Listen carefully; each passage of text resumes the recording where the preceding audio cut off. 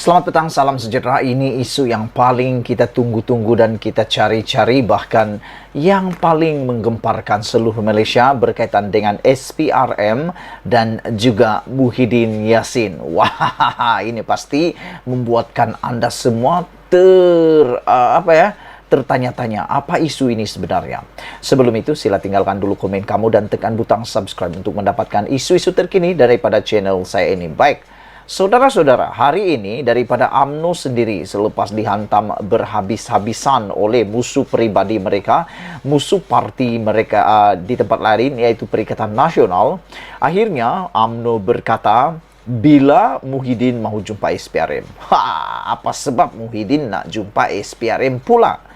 Ini saudara-saudara, Ketua Penerangan UMNO Isham Jalil secara sinis bertanya, bila Presiden Bersatu Muhyiddin Yassin ingin bertemu SPRM, iaitu Suruhanjaya Pencegahan Rasuah Malaysia.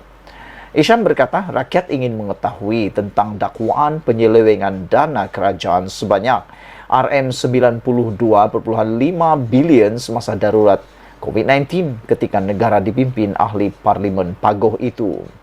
Saya ingin tanya, Muhyiddin alang-alang. Saya ingin tanya Muhyiddin, alang-alang sudah balik ke Malaysia setelah berminggu-minggu di London, bila mahu berjumpa SPRM pula, soal beliau.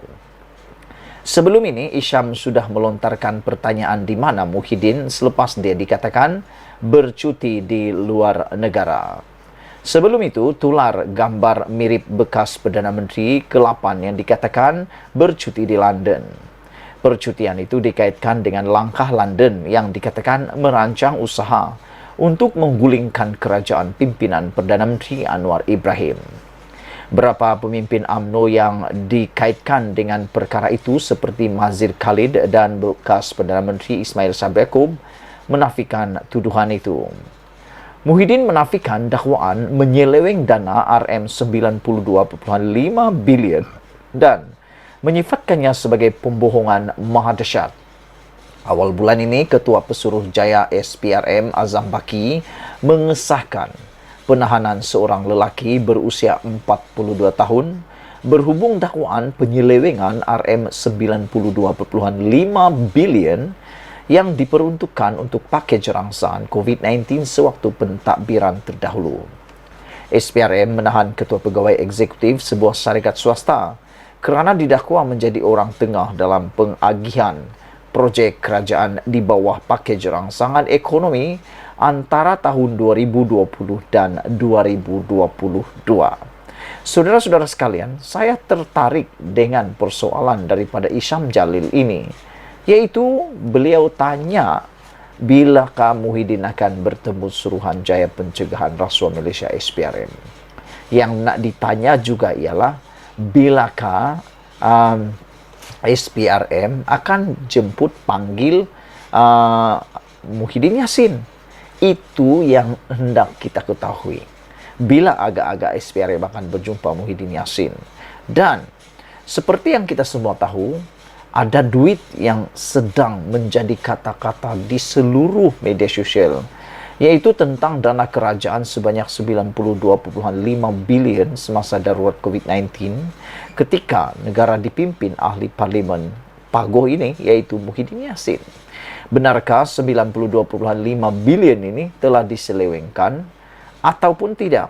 Kerana Muhyiddin dengan baru-baru ini menegaskan dan menafikan perkara itu dan telah pun menyifatkannya sebagai pembohongan maha dahsyat. Saya yakin apa yang Muhyiddin cakap mungkin ada kebenarannya, tapi mungkin juga ada pembohongannya. Kita pun tak tahu mana satu yang benar sehinggalah siasatan selesai oleh SPRM.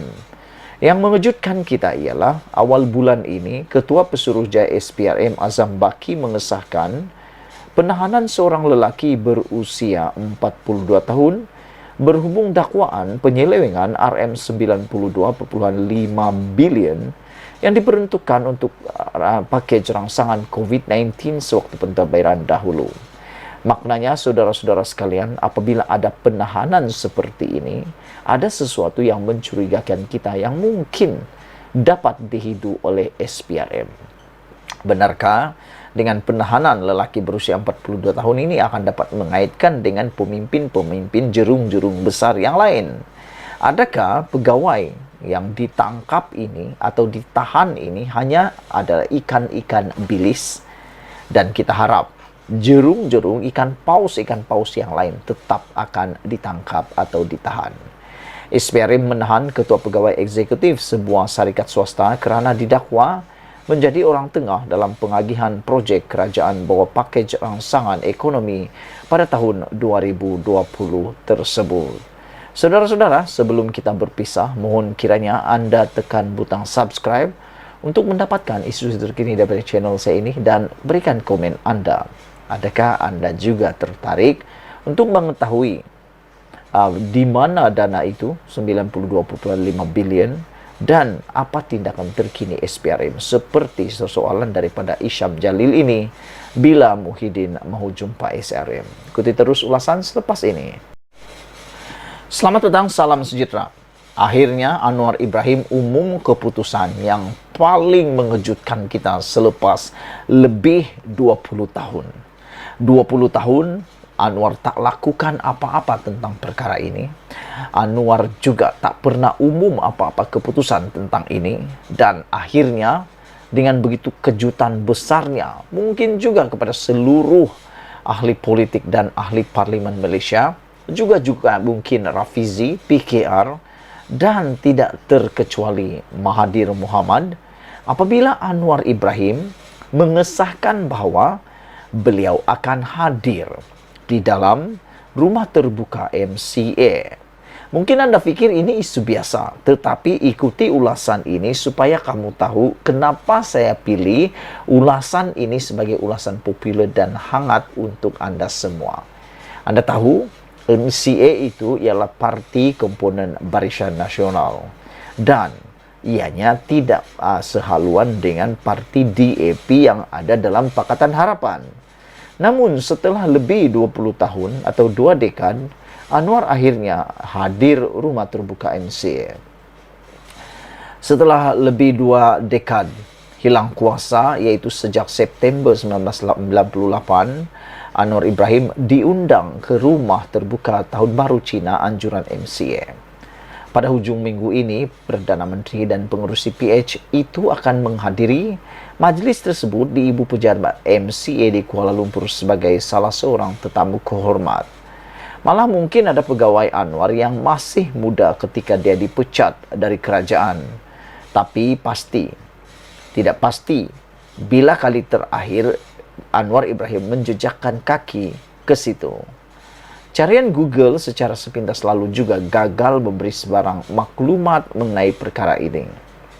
Bagaimanapun, barangkali kita boleh mengandaikan kali terakhir Anwar ke situ adalah ketika Dr. Ling Leong Sik masih memimpin MCA sejak dia bersara 5 presiden telah bertukar ganti.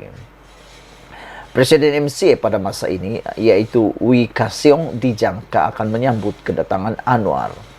Sementara itu, pegawai Perdana Menteri Chan Ming Kai memberitahu Malaysia kini bahawa selain rumah terbuka MCA, Anwar juga akan menghadiri sambutan di Dewan Perhimpunan Cina, Kuala Lumpur dan Singapura atau Selangor pada hari yang sama.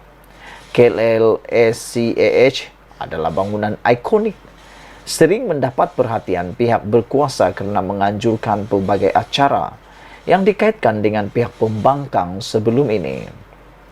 Merayakan Tahun Baru Cina yang pertama sejak menjadi Perdana Menteri pada 24 November tahun lalu, Anwar juga dijadualkan pulang ke Tambun Perak untuk bertemu pengundinya. Terdahulu, Setiausaha Agung MCA Chong Sin Un mengeluarkan kenyataan yang mengesahkan kehadiran Anwar ke rumah terbuka parti itu. Memang menjadi amalan MCA menjemput Perdana Menteri menghadiri rumah terbuka Tahun Baru Cina dan tahun ini tidak terkecuali. MCA telah menjemput Perdana Menteri dan dia telah bersetuju untuk hadir tambah beliau. Antara yang turut akan hadir dalam senarai tetamu VIP acara itu adalah pemimpin parti komponen BN, pegawai kerajaan, tokoh korporat, pemimpin masyarakat Cina dan individu kenamaan luar negara.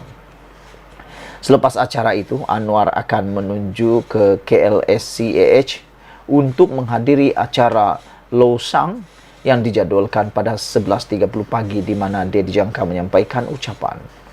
Beberapa hari kemudian, Anwar juga dijadwalkan menghadiri rumah terbuka Dewan Perniagaan dan Perindustrian Cina Malaysia ACCCIM, yaitu pada 28 Januari. Sebelum acara itu, dia mungkin akan hadir di rumah terbuka ACCCIM di Perak pada 26 Januari. Berdasarkan jadual perjalanan Anwar Ibrahim, beliau akan menyertai program Tahun Baru Cina Anjuran Kerajaan Negeri di Tambun pada 29 Januari. Sultan Perak, Sultan Nazrin Shah dan Raja Permaisuri Tuanku Zara Salim juga dijadwalkan hadir ke majlis itu yang diadakan di The Lost World of Tambun. Dalam perkembangan berkaitan, Persatuan Cina Malaysia Huazhong masih menunggu jawapan Anwar atas undangan ke rumah terbuka mereka pada 4 Februari ini. Bekas Perdana Menteri Ismail Sabri Yaakob dan Najib Razak pernah hadir ke rumah terbuka Anjuran Huazhong masing-masing pada tahun 2018 dan 2022. Setiausaha Agung Huazhong Wong Aik Long memberitahu Malaysia kini bahawa yang di-Pertuan Besar Negeri Sembilan Tuanku Muhriz almarhum Tuanku Munawir akan menjadi tetamu kehormat mereka. Katanya lagi turut dijemput adalah pemimpin politik dari semua pihak.